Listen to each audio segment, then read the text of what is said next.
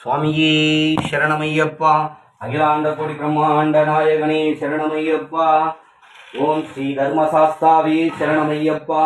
ஐயப்ப சுவாமியின் மகிமை பாகம் 80. பார்த்தீங்கன்னா சொன்னோம் பாருங்க, அந்த மேல்மலையூர் அம்மா வந்து என் மச்சான் வீட்டில் கூழ் ஊற்றுறதுக்கு அம்மா வந்து என்கிட்ட வந்து பேசுகிறாங்க. பேசிட்டு அதே மாதிரி அவங்க வீட்டில் கூழ் ஊற்ற வைக்கிறோம்.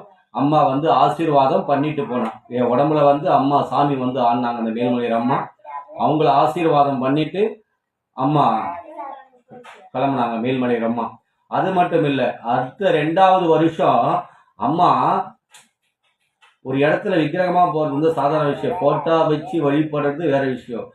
ஒரு வீட்டில் வந்து அம்மா விக்கிரகமா போறாங்கன்னா அந்த அம்மா அந்த வீட்டில் ஆசைப்பட்டாங்க. அந்த வீட்டில் நான் குடியிருக்கணும்னு ஆசைப்பட்டாங்க. விக்கிரகம் என்பது கோயிலில் மட்டும்தான் இருக்கும், வீட்டில எல்லாம் வந்து வச்சு வழிபட முடியாது. அப்போ அந்த அம்மாவுடைய அனுகிரகம் வேணும்.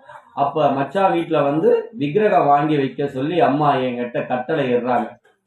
மேல்மலையினர் அம்மா கட்டளை இடுறாங்க. ஐயப்பன் ஸ்ரீதர்ம சாஸ்தாவும் எனக்கு அருள் புரிகிறார். என்ன ஒரு ஆசீர்வாதம் பெறுங்க. ஐயப்பனும் அருள் புரியாதவர், அந்த மேல்மலையர் அம்மாவே எனக்கு ஆசீர்வாதம் பண்றாங்க. இவர்கள் அருளால நான் மறுபடியும் நான் யார்கிட்டையும் காசு வாங்கக்கூடாது. அம்மா என்கிட்ட சொல்லிட்டாங்கன்னா ஒரு விக்கிரகம் அவங்க வீட்டுக்கு போகுதுன்னா அவங்க கிட்ட ₹1 காசு கூட நான் வாங்கக்கூடாது. இது ஐயப்பனுடைய கட்டளை. ஏன்னா ஐயப்பன் அங்கே போன அதுக்குண்டான வழிபாடு என்னவோ அதுக்குண்டான இதுவோ ஐயப்பன் எனக்கு ஏற்பாடு பண்ணிடுவார். அந்த விக்கிரகத்துக்கு உண்டான என்ன காசோ என்ன இதுவோ அது பகவான் ஐயப்பன் எனக்கு ஏற்பாடு பண்ணிடுவார்.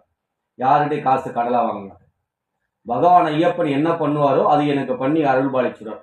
அதே மாதிரி மேல்மலையூர் அம்மா விக்கிரகத்தை வாங்கி மச்சானுக்கு யாருக்குமே தெரியாது. அதே மாதிரி வாங்கி எடுத்துட்டு போய் மேல்மலையூர் அம்மா அவங்க வீட்டில் குடி போயிடுறாங்க. குலதெய்வம் வீட்டில் வாசம் செய்கிறாங்க மேல்மலையூர் அம்மா. சாதாரண விஷயமா? ஒரு வீட்டில் வந்து சிலவெல்லாம் பார்க்குறேன், நான் கேள்விப்பட்டுறேன்.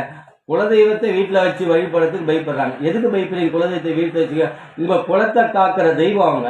அந்த தெய்வத்தை வழிபடுற போட்டோ வச்சு வழிபடுற எதுக்கு பயப்படுறீங்க? எல்லா தெய்வத்தையும், குலதெய்வத்தை விட எல்லா தெய்வத்தையும் உங்களை காப்பாற்றிடுமா? அதனால தான் அவங்க பேர் குலதெய்வம். உங்கள் குலத்தையே காக்கிறது ஃபஸ்ட்டு, உங்களை வந்து காக்கிறது வந்து குலதெய்வம் தான்.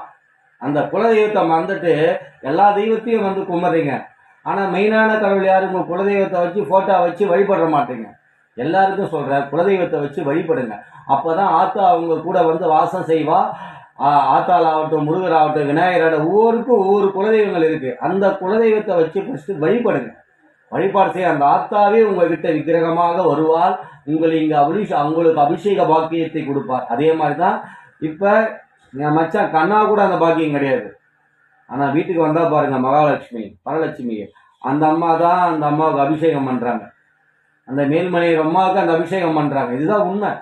அம்மனுடைய சக்தி இருந்தால் மட்டும்தான் அந்த அம்மா கிட்ட கூட போய் அபிஷேகம் பண்ண முடியும். அது எந்த கொம்பனாலையும் முடியாது. இப்போ எங்கள் வீட்டில் பார்த்தீங்கன்னா ஐயப்பங்கிட்ட நான் மட்டும்தான் இருக்க முடியும். அபிஷேகன்ற பாக்கியம் எனக்கு மட்டும்தான் கொடுத்துருக்கார். எல்லாருக்கும் அந்த பாக்கியத்தை கொடுக்குற. நீ 1000 கோயிலுக்கு போ, கோடி கோயிலுக்கு போ, லட்சம் கோயிலுக்கு போ, அந்த அம்மாவை கிட்ட வச்சு அபிஷேகம் பண்ணி அந்த அம்மாவை ட்ரெஸ்ஸு மாற்றி அழகு பார்க்குற பாக்கியத்தை எவன் ஒருவனுக்கு கொடுக்குறாங்களோ, யார் ஒருத்தவங்களுக்கு தன்னுடைய மகளாக நினைத்து அவங்களை போதித்து ஆசீர்வாதம் பண்ணுறாங்களோ அம்மா, அவங்களே கடவுளுக்கு சிறந்த அன்பில் ஜெயிக்கப்பட்டவர்கள். பார்த்தீங்களா? அன்பில் ஜெயிக்கப்பட்டவன். இப்போ எங்கள் குருசாமி வீட்டில் ஐயப்பக்கு உட்காந்து அங்கே ஆட்சி செய்கிறாரு. அங்கே அபிஷேகம் பண்ணுற பாக்கியத்தை என் தம்பி யோகேஷுக்கு கொடுத்துருக்காரு. இன்னொரு தம்பி யுகாவுக்கு கொடுத்துருக்காரு. எங்கள் அப்பா துரைசாமி எங்கள் அப்பா கொடுத்துருவா. 3 பேருக்கும் ஐயப்பனுக்கு அபிஷேகம் பண்ணுற பாக்கியத்தை கொடுத்துருக்காரு. சாதாரண விஷயம் இல்லை. அவனை தொட்டு அபிஷேகம் பண்ணி அவனை அலங்காரம் செய்து அதை பண்ணுற பாக்கியத்தை ஐயப்பன் கொடுத்துரு. அதே மாதிரி இங்கே மச்சான் வீட்டில் அந்த மேல்மலையூர் அம்மா அந்த வீட்டுக்கு வந்த மகாலட்சுமி மருமகளுக்கு அந்த அபிஷேகம் பண்ணுற பாக்கியத்தை கொடுத்து ட்ரெஸ்ஸு மாற்றி அழகுபடுத்தி பார்க்குறாங்க. அப்போ அந்த பாக்கியம் அந்த வரலட்சுமிக்கு கிடைச்சிருக்கு. பாருங்க, அந்த மேல்மலையூர் அம்மா இந்த பிள்ளைகிட்ட வந்து பேசுறாங்க, அம்மா விளையாடுறாங்க, கொஞ்சிறாங்க. இதெல்லாம் யாரால கிடைச்சது? என் ஐயப்பனால் கிடைத்த வரம் எனக்கு.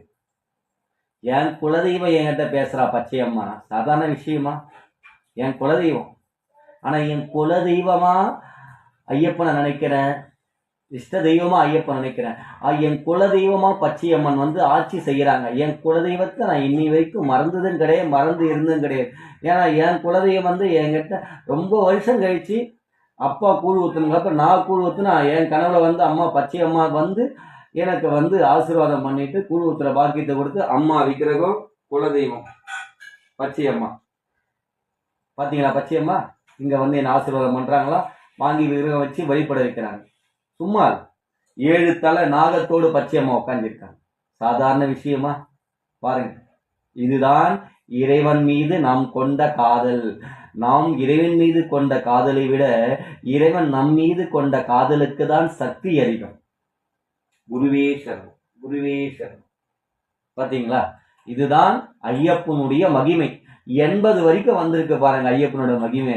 எந்த 80 வரைக்கும் சொல்ல வைக்கிறாரு பாருங்க. எல்லா புகழும் ஐயப்பன் ஒருவனுக்கு. சுவாமியே சரணமையப்பா. ஓம் ஸ்ரீ பூதநாத சதானந்தா சர்வபூத தயாபரா ரக்ஷ ரக்ஷ மகாபாவு மகா சாஸ்திரே துமியம் நமோ நமக. சுவாமியே சரணமையப்பா, சுவாமியே சரணமையப்பா. குருவே துணை, குருவே துணை, என் ஐயப்பனே துணை, என் ஐயப்பனே துணை. குருவே துணை, குருவே துணை, குருவே துணை.